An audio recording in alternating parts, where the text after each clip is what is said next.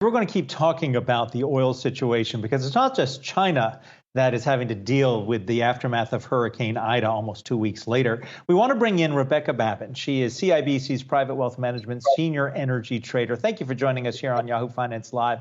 Let me ask you this. We recovered really quick back, 2005, from Hurricane Katrina. I mean, they were able to get the oil infrastructure up, it seemed like within a week. What's going on now? Well, first, thanks for having me. And I would say this. They were able to get a significant portion of oil production back after Katrina in the first 13 days.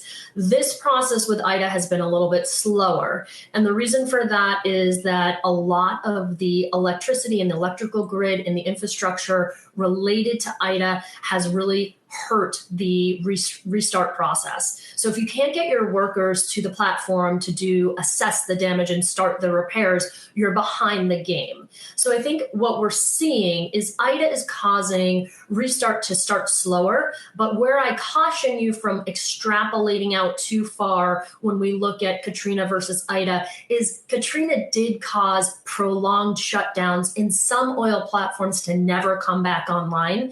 Things were down for about 138 days with Katrina. We're 13 days in here. And granted, it's not going smoothly and maybe not as fast as the market initially anticipated. But I actually don't think the damage that most of the companies is reporting is going to have that long tail like we saw with Katrina. So it might not be as fast as we want, but I don't see it dragging too far outside of that kind of estimated window of 4 to 6 weeks to get things back online.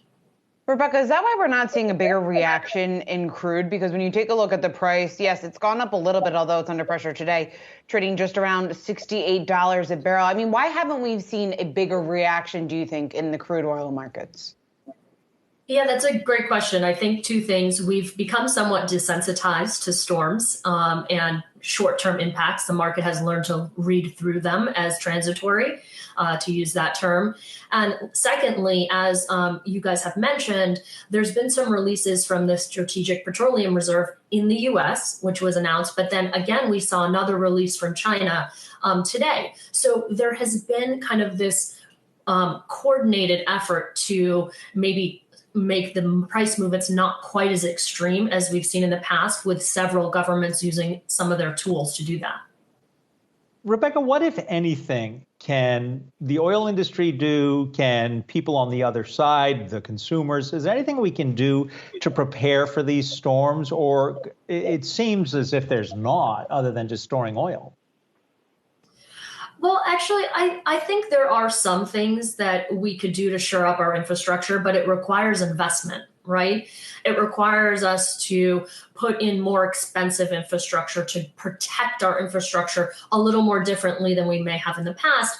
And that, of course, makes companies spend more money in a period of time when it's actually difficult to get capital to flow into a fossil fuel industry to help shore that up. So we're kind of at this chicken and egg phase where we're demanding better infrastructure, more secure infrastructure for storms, for hacking instances like we saw in Colonial, but we're not necessarily allowing that to happen through the flow of capital, which has been restricted to fossil fuels. So I think there are things we can do. The question is there the capital allocation and the appetite to do it?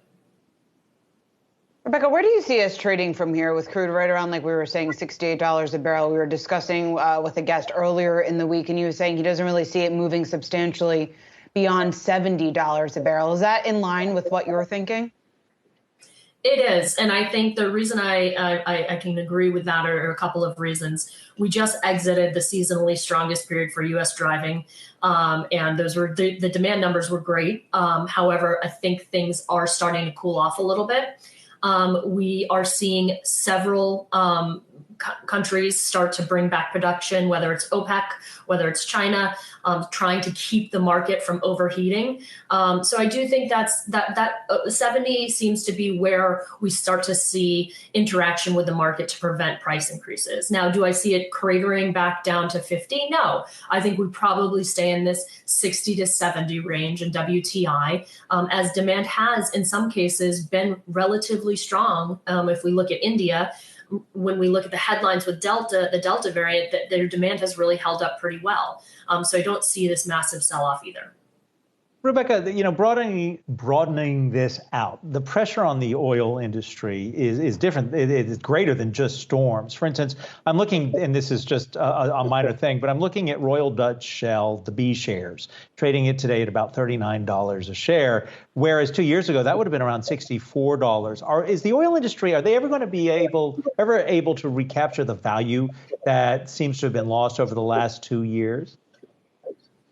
Yeah, that's a great question. And the answer to that is I don't think any of us know for sure. It depends how quickly and effectively they're able to communicate with investors about their return of capital, whether that's through share repurchases and dividend, and how quickly they're able to transition to renewables and the growth of the energy market in the future. So right now, their fate is kind of yet to be determined whether we see them pick that back up. What is for sure, though, is they are delivering right now with free cash flow, stronger balance sheets, and higher commodity prices. So they haven't been given the green light from the market in terms of seeing people kind of race to buy them, but they are doing fundamentally the things they need to do to earn back investors. Rebecca, we appreciate your sharing your insight with us. Rebecca Babin is CIBC's Private Wealth Management Senior Energy Trader. We look forward to having you come back on, keep talking about what's going on with oil.